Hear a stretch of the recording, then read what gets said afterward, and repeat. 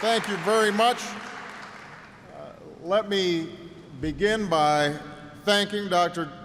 Jared Cohen and the entire Carnegie Mellon community for welcoming me once again and for the terrific work that he and the administration, faculty, and staff do here each and every day.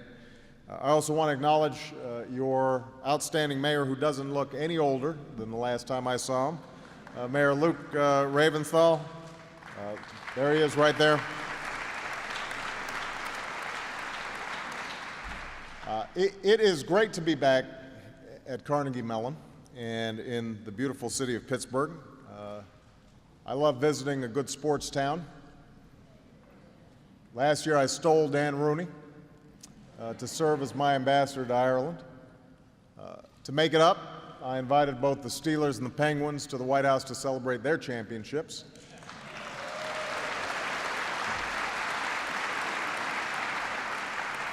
Now, seeing how the Blackhawks are headed to Philly tonight with a 2-0 lead in the Stanley Cup Finals, I'm just glad that we're on this side of the state. I noticed that a couple people said they were rooting for the Blackhawks, which tells me something about the rivalry between Pittsburgh and Philly. Of course, we meet here at an incredibly difficult time for America. Among other things, it's a time when the worst environmental disaster of its kind in our nation's history is threatening the Gulf Coast and the people who live there.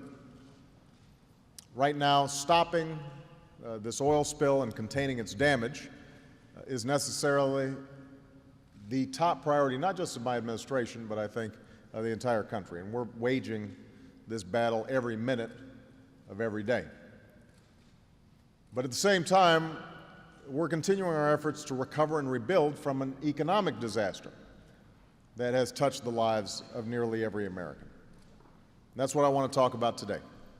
The state of our economy, the future we must seize, and the path we chose to get there. It has now been a little over 16 months since I took office amid one of the worst economic storms in our history. And to navigate that storm, my administration was forced to take some dramatic and unpopular steps. And these steps have succeeded in breaking the free fall. We're again moving in the right direction. An economy that was shrinking at an alarming rate when I became president has now been growing for 3 consecutive quarters. After losing an average of 750,000 jobs a month during the winter of last year, we've now added jobs for 5 of the last 6 months, and we expect to see strong job growth in Friday's report. The taxpayer money it cost to shore up the financial sector and the auto industry, that's being repaid. And both GM and Chrysler are adding shifts and operating at a profit. So despite temporary setbacks, uncertain world events, and the resulting up and downs of the market, this economy is getting stronger by the day.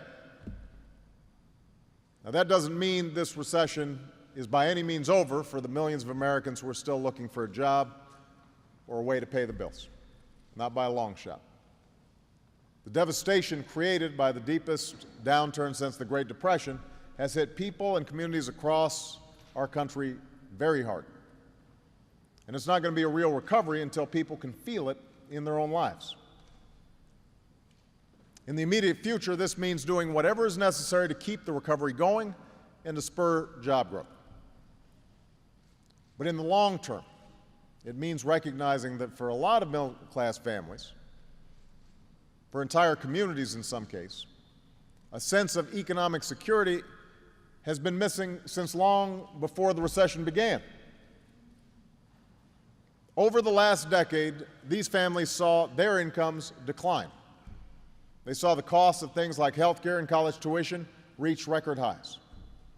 They lived through a so-called economic expansion that generated slower job growth than at any prior expansion since World War II. Some people have called the last 10 years the lost decade. So the anxiety that's out there today isn't new. The recession has certainly made it worse. But that feeling of not being in control of your own economic future, that sense that the American dream might slowly be slipping away, that's been around for some time now. And for better or for worse, our generation of Americans has been buffeted by tremendous forces of economic change. Long gone are the days when a high school diploma could guarantee a job at a local factory. Now, when so many of those factories have moved overseas. Pittsburgh, a city that once was defined by the steel industry, knows this better than just about anybody. And today, the ability of jobs and entire industries to relocate where there's skilled workers and an internet connection has forced America to compete like never before. From China to India to Europe, other nations have already realized this. They're putting a greater emphasis on math and science and demanding more from their students. Some countries are building high-speed railroads and expanding broadband access. They're making serious investments in technology and clean energy because they want to win the competition for those jobs. So we can't afford to stand pat while the world races by. The United States of America did not become the most prosperous nation on earth by sheer luck or happenstance. We got here because each time a generation of Americans has faced a changing world, we have changed with it. We have not feared our future, we have shaped it. America does not stand still. We move forward. And that's why I've said that as we emerge from this recession, we can't afford to return to the pre-crisis status quo. We can't go back to an economy that was too dependent on bubbles and debt and financial speculation. We can't accept economic growth that leaves the middle class owing more and making less. We have to build a new and stronger foundation for growth and prosperity, and that's exactly what we've been doing for the last 16 months. It's a foundation based on investments in our people and their future. Investments in the skills and education we need to compete. Investments in a 21st century infrastructure for America, from high-speed railroads to high-speed internet. Investments in research and technology, like clean energy, that can lead to new jobs and new exports and new industries. This new foundation is also based on reforms that will make our economy stronger and our businesses more competitive.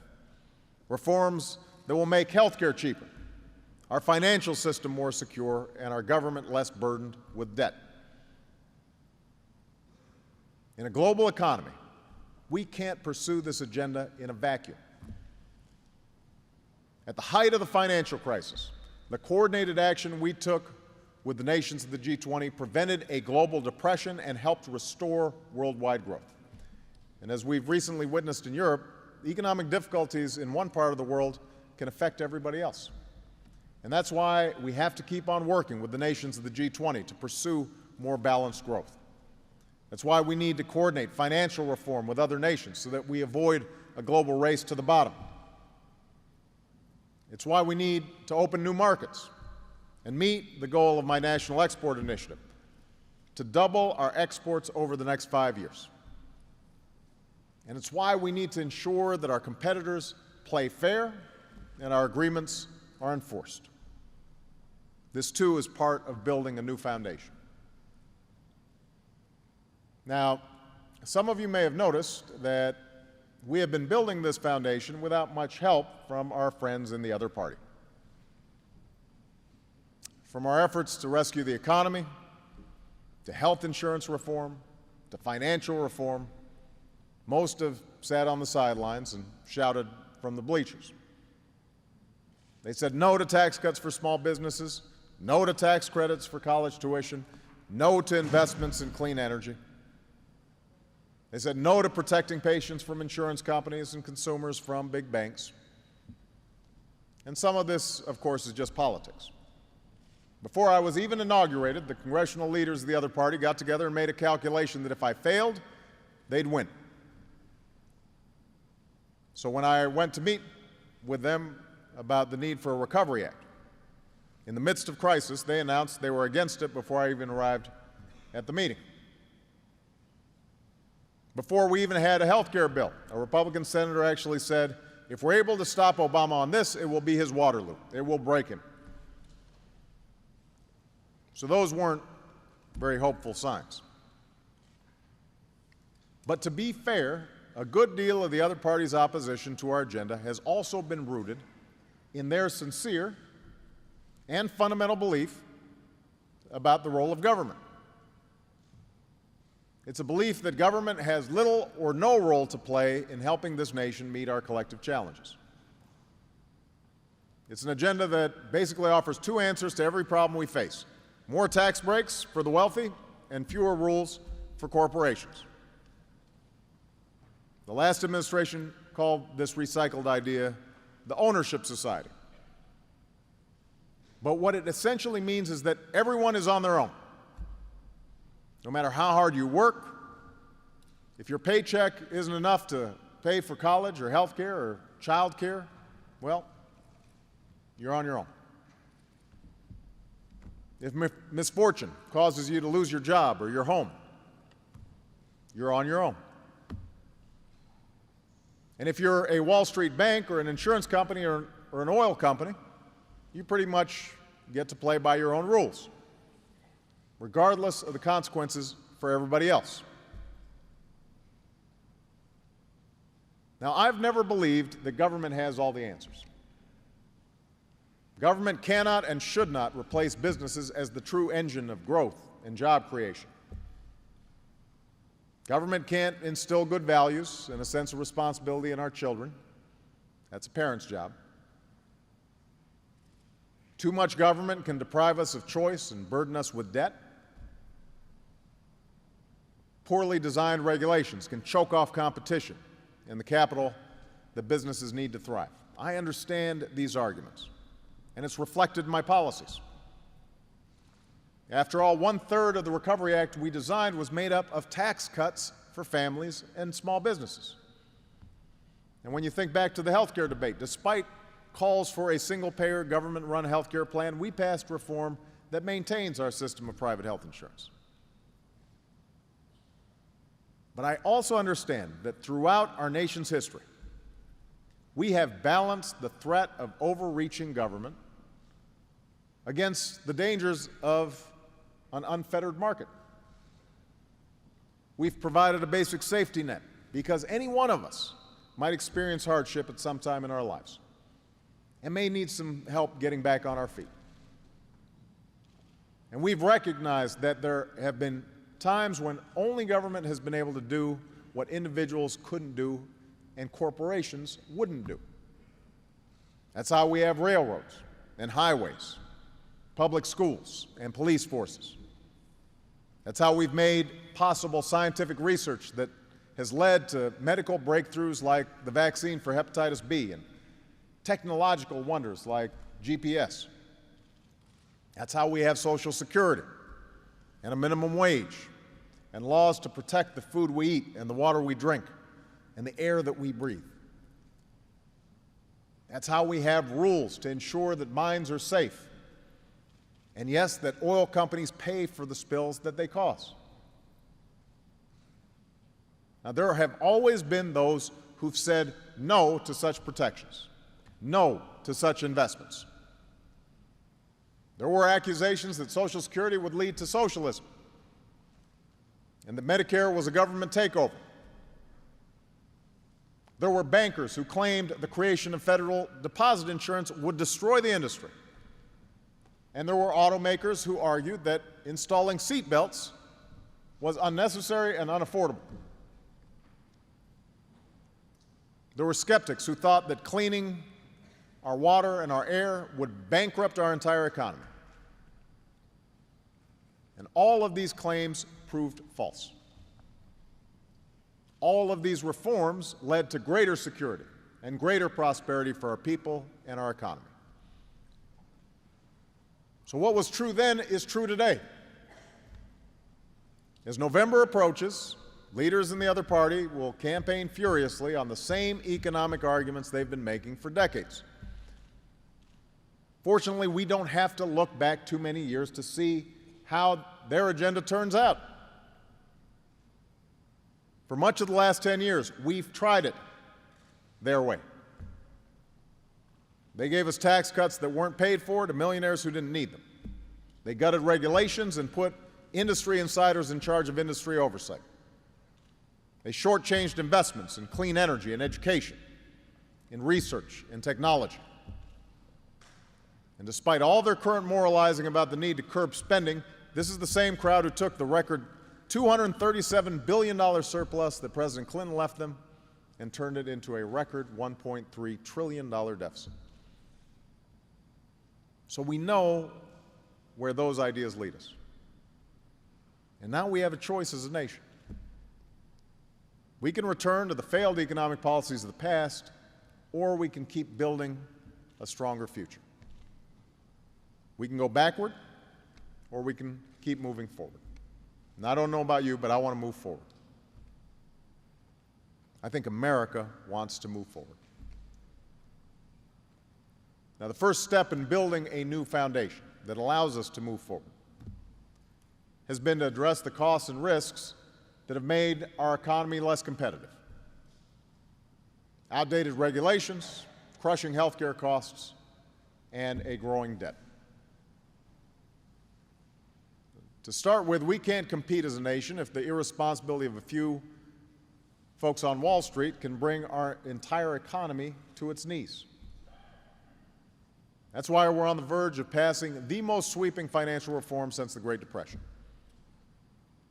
It's a reform that will help prevent another AIG. It will end taxpayer-funded bank bailouts. It contains the strongest consumer protections in history, protections that will empower Americans with the clear and concise information they need before signing up for a credit card or taking out a mortgage. Now, financial reform will not guard against every instance of greed and irresponsibility on Wall Street, but it will enshrine a new principle in our financial system. From now on, instead of competing to see who can come up with the cleverest scheme to make the quickest buck, financial institutions will compete to see who can make the better product and the better service. And that's a competition that benefits Wall Street and Main Street. That's why we need to get this legislation done. It's why we can't afford to go back. We have to move forward. We also know we can't compete in a global economy if our citizens are forced to spend more and more of their income on medical bills, if our businesses are forced to choose between health care and hiring, if state and federal budgets are weighed down with skyrocketing health care costs. That's why we finally passed health insurance reform. Now, let's be clear. Costs of health care are not going to come down overnight just because legislation passed. And in an ever-changing industry like health care, we're going to continuously need to apply more cost-cutting measures as the years go by. But once this reform is in full effect, middle-class families will pay less for their health care, and the worst practices of the insurance industry will end. People with pre-existing medical conditions will no longer be excluded from coverage. People who become seriously ill will no longer be thrown off their coverage for reasons contrived by the insurance company. Taxpayers will no longer have to pay, in the form of higher premiums, for trips to the ER by uninsured Americans. Businesses will get help with their health care costs. In fact, small businesses are already learning they're eligible for tax credits to cover their workers this year. And with less waste and greater efficiency in the system, this reform will do more to bring down the deficit than any step we have taken in more than a decade. The other party has staked their claim this November on repealing these health insurance reforms instead of making them work. They want to go back. We need to move forward. Making health care more cost efficient is critical, because it's also true we can't be competitive as a nation if we remain dragged down by our growing debt. But let me talk about debt just for a second. By the time I took office, we had a one-year deficit of over $1 trillion and projected deficits of $8 trillion over the next decade. Most of this was the result of not paying for two major tax cuts skewed to the wealthy and a worthy but expensive prescription drug program that wasn't paid for. I always find it interesting that the same people who participated in these decisions are the ones who now charge our administration with fiscal irresponsibility. And the truth is, if I had taken office in ordinary times, I would have liked nothing more than to start bringing down the deficits that they created. But we took office amid a crisis, and the effects of the recession put a $3 trillion hole in our budget before I even walked through the door. Additionally, the steps that we had to take to save the economy from depression temporarily added more to the deficit by about $1 trillion. Of course, if we had spiraled into a depression, our deficits and debt levels would be much worse. Now, the economy is still fragile, so we can't put on the brakes too quickly. We have to do what it takes to ensure a strong recovery. A growing economy will unquestionably improve our fiscal health, as will the steps we take in the short term to put Americans back to work. And that's why I signed a bill that will provide tax cuts for small businesses that hire unemployed workers.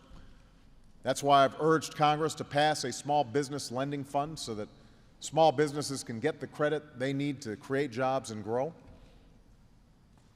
That's why I believe it's critical we extend unemployment insurance for several more months, so that Americans who've been laid off through no fault of their own get the support they need to provide for their families and can maintain their health insurance until they're rehired. And we have to work with state and local governments to make sure they have the resources to prevent likely layoffs of hundreds of thousands of public school teachers across the country over the next few months. But as we look ahead, we can't lose sight of the urgent need to get our fiscal house in order. There are four key components to putting our budget on a sustainable path. Maintaining economic growth is number one. Healthcare reform is number two. The third component is the belt-tightening steps I've already outlined to reduce our deficit by $1 trillion. Starting in 2011, we will enact a 3-year freeze on all discretionary spending outside of national security, something that was never enacted in the last administration. We will allow the tax cuts for the wealthiest Americans to expire. We've gone through the budget line by line and identified more than 120 programs for elimination. We've restored a simple budgeting rule that every family and business understands, called pay-as-you-go. And we will charge the largest Wall Street firms a fee to repay the American people for rescuing them during the financial crisis, a fee that will bring down the deficit by $90 billion.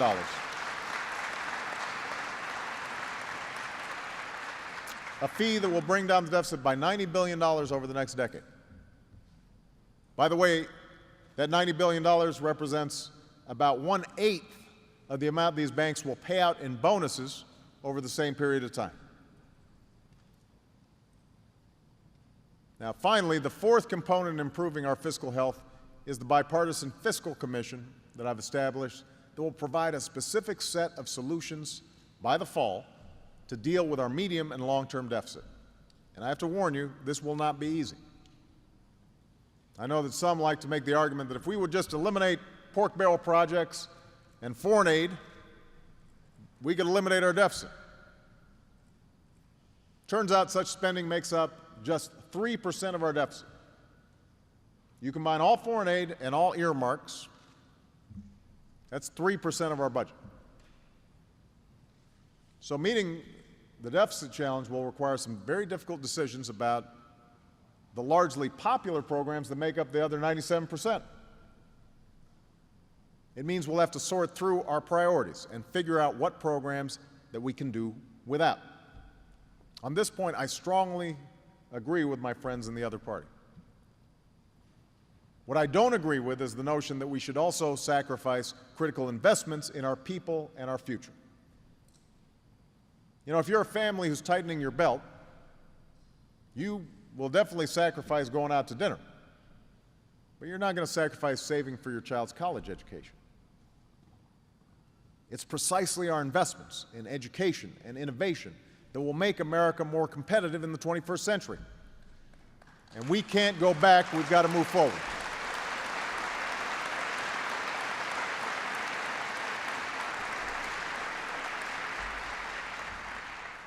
That's why I've made education reform a top priority, because countries that out-educate us today will out-compete us tomorrow. And so we want every citizen to have the skills and training they need in a global economy, from the day that you're born through whatever career you may choose. Last year, we launched a national competition to improve our schools based on a simple idea. Instead of funding the status quo, we will only invest in reform. Reform that raises student achievement, that inspires students to excel in math and science, and turns around failing schools that steal the future of too many young Americans. And to achieve my goal of ensuring America once more has the highest proportion of college graduates in the world by 2020, we passed a law that will make college more affordable by ending the unnecessary taxpayer subsidies that go to financial institutions for student loans. That means we're saving billions of dollars that will go directly to students, including students right here at Carnegie Mellon.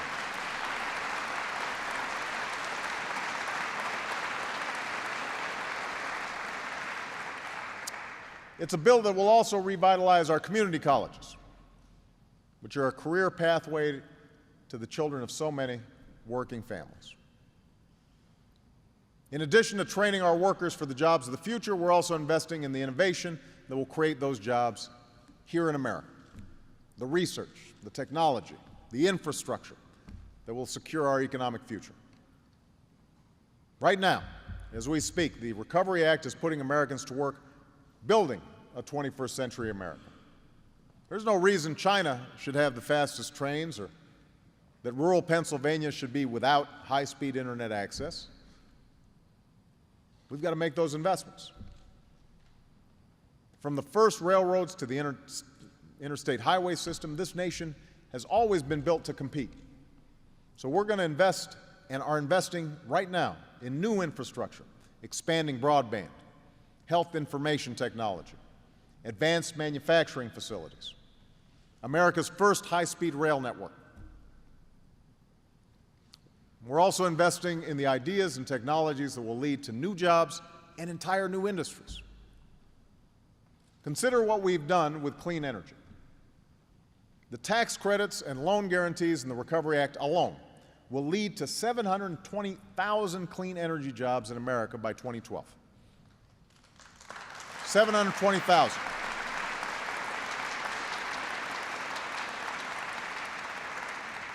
I'll give you one example. The United States used to make less than 2% of the world's advanced batteries for hybrid cars. By 2015, because of the investments that we made, we'll have enough capacity to make up to 40% of these batteries. Now, this brings me to an issue that's on everybody's minds right now. Namely, what kind of energy future can ensure our long-term prosperity? The catastrophe unfolding in the Gulf right now may prove to be a result of human error, or of corporations taking dangerous shortcuts to compromise safety, or a combination of both. And I've launched a national commission so that the American people will have answers on exactly what happened. But we have to acknowledge that there are inherent risks to drilling 4 miles beneath the surface of the earth. And these are risks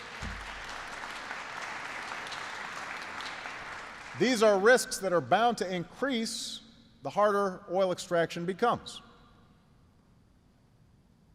We also have to acknowledge that an America run solely on fossil fuels should not be the vision we have for our children and our grandchildren. You know,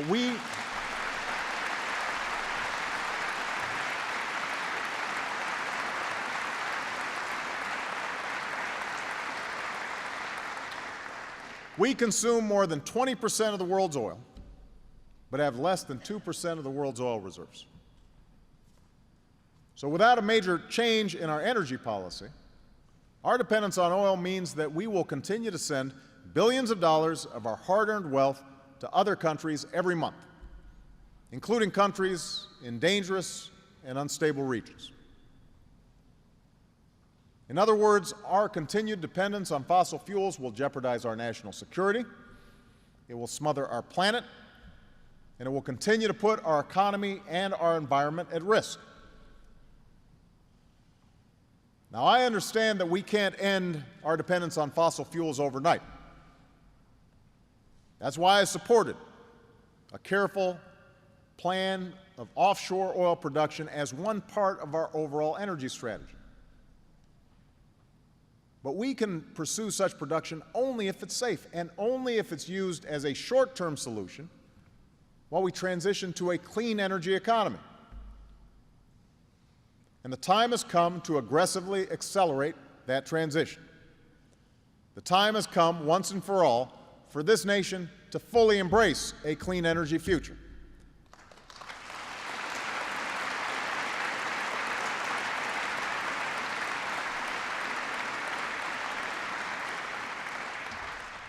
Now that means continuing our unprecedented effort to make everything from our homes and businesses to our cars and trucks more energy efficient. It means tapping into our natural gas reserves and moving ahead with our plan to expand our nation's fleet of nuclear power plants. It means rolling back billions of dollars of tax breaks to oil companies so we can prioritize investments in clean energy research and development. But the only way the transition to clean energy will ultimately succeed is if the private sector is fully invested in this future. If capital comes off the sidelines and the ingenuity of our entrepreneurs is unleashed. And the only way to do that is by finally putting a price on carbon pollution. Now, many businesses have already embraced this idea because it provides a level of certainty about the future. And for those that face transition costs, we can help them adjust. But if we refuse to take into account the full costs of our fossil fuel addiction, if we don't factor in the environmental costs and the national security costs and the true economic costs, we will have missed our best chance to seize a clean energy future. The House of Representatives has already passed a comprehensive energy and climate bill. And there's currently a plan in the Senate, a plan that was developed with ideas from Democrats and Republicans that would achieve the same goal. In Pittsburgh, I want you to know, the votes may not be there right now, but I intend to find them in the coming months. I will continue to make the case for a clean energy future wherever and whenever I can. I will work with anyone to get this done, and we will get it done. The next generation will not be held hostage to energy sources from the last century. We are not going to move backwards. We are going to move forward. Now, this overarching principle that we must invest in and embrace the innovation and technology of the future and not the past, that applies beyond our energy policy. That's why we've decided to devote more than 3% of our GDP to research and development, to spur the discovery of services and products and businesses that we have yet to imagine. We've proposed making the research and experimentation tax credit permanent, a tax credit that helps businesses afford the high costs of developing new technologies and new products. Last year, we made the largest investment in basic research funding in history. The possibilities of where this research might lead are endless. Imagine a new treatment that kills cancer cells but leaves healthy ones untouched. Regenerative medicine that ends the agonizing wait for an organ transplant. Imagine a lightweight vest for soldiers and police officers that can stop armor-piercing bullets. educational software that's as effective and engaging as a personal tutor, intelligent prosthetics that can enable a wounded veteran to play the piano again. And now imagine all the workers and small business owners and consumers who would benefit from these discoveries. We can't know for certain what the future will bring. We can't guess with 100% accuracy what industries and innovations will next shape our world. I'm sure there were times when this city couldn't imagine life without steel mills and heavy smog that filled these streets. And when that industry shrank and so many jobs were lost, who could have guessed that Pittsburgh would fare better than many other Rust Belt cities and reemerge as a center for technology and green jobs, healthcare, and education? Who would have thought that the University of Pittsburgh Medical Center's logo would one day adorn the U.S. Steel Tower? Or that this institute, Carnegie Mellon, would be the region's largest employer? All of this came to be because, as a community, you prepared and adapted and invested in a better future, even if you weren't always sure what that future would look like.